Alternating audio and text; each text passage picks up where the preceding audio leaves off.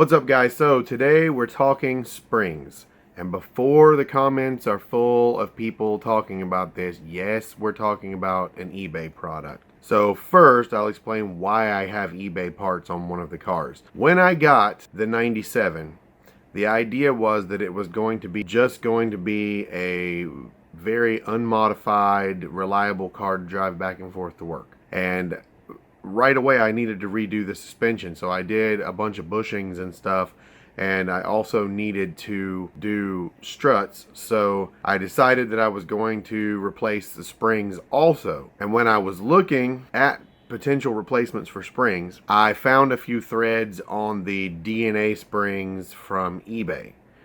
Now, as anyone knows, R&D is expensive. So usually when you're dealing with these off-brand parts like this, R&D is where everything was sacrificed.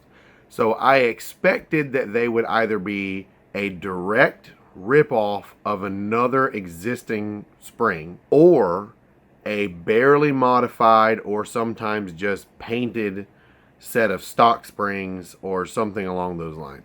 And since I didn't really want this car to be very modified, I really wanted it to be more new stock, I thought for $75 it was worth a shot. I couldn't find at the time any really good reviews or anyone who really said much about them, other than that some people said they had bought them and had them on their cars for years and not had any problems, but nothing very detailed. So I figured it for $75 it was worth a shot. So first of all, I didn't think it would lower the car very much. I figured it would be close to stock. That's not the way it turned out. Come to find out, it did lower the car. I think when I measured it, when they were first put on, it lowered the front about a half an inch or so, and the existing suspension was already saggy. It actually has a good stance right now, and it looks really nice and is about where I would want that car anyway. Any lower than this and it would not be good for the roads around here. But it wasn't so easy as just putting them on. The first issue I ran into, the front springs fit just fine, and I put them on. I lowered the car down. Like I said, it dropped the car about a half an inch. Looked nice, no problems. I left them alone. I proceeded to put the rear springs on, however, and it actually raised the back end up over probably 3/4 of an inch, which looked absolutely terrible. They did fit in the spring purchase just fine, but they were just way too long. So what I had to do there was I had to cut the bottom coil off, which I did do the correct way. I know people hate the idea of cutting springs, and a good set of springs you shouldn't have to cut, but on a car that is literally just a beater, I wasn't going to spend a lot of money on the springs anyway. So I was very careful to cut them without heating them up, thus not changing the tempering of the spring itself. And then I did paint the end that was cut with several layers of like engine enamel, so that I didn't have any bare metal sticking out. And with exactly one coil cut off, it sat where it is now, which is actually looks really good. And the next thing I noticed once I actually got to drive it, when I was looking at the springs and I'm looking at their spec sheets, and I noticed another thing about the DNA springs was that they advertised quite a bit higher spring rates than what the iBox and a lot of the other ones were advertising. And I thought that was just a typo. I figured that they more than likely just took those numbers from some other site or something and whatever. I figured they were probably stock or very close to stock in spring rate. That was also wrong.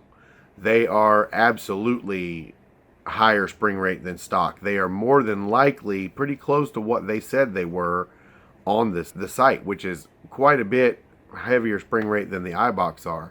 And I will say for sure, now that I've had them on stock struts for going on a year, that stock struts are not a good idea with these springs. They are quite a bit heavier and need a performance shock to keep from being bouncy. But they are stiff, which is actually good. So at least that part was correct. The other thing that I look at when I look at lowering springs, length versus weight versus the diameter of the coil is really important, because coil spacing is important.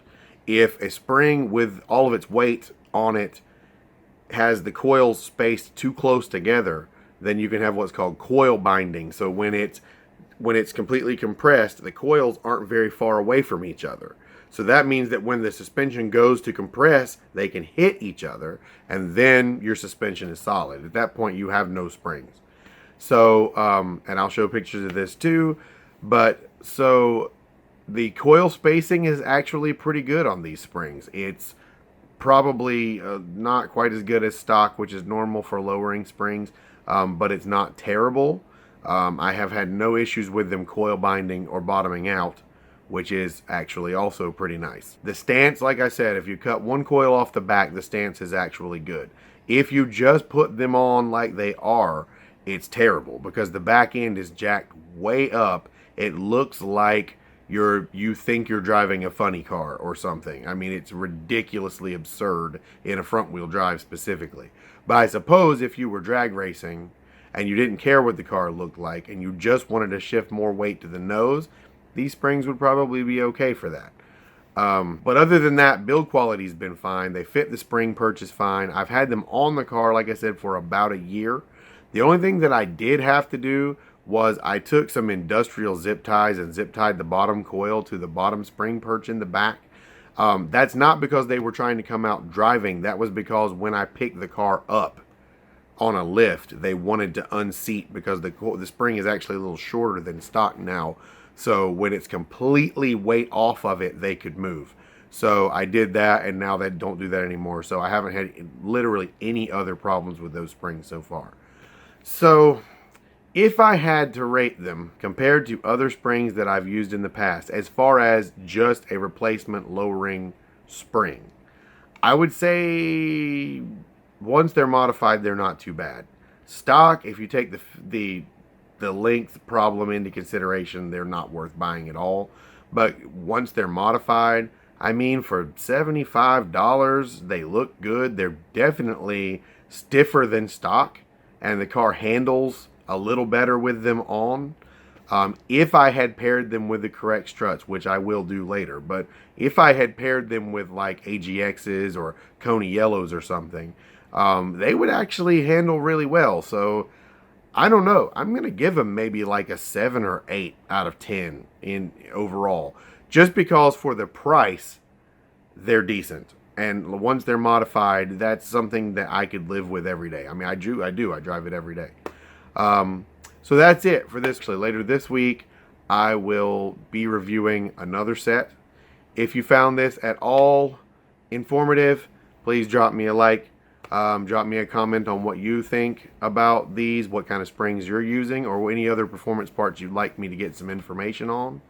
And that's it. Check out my other social media. My Instagram, I am actually pretty active on. I usually post at least 2 or 3 photos a day. And I will also have my Twitter and my Facebook linked in the description.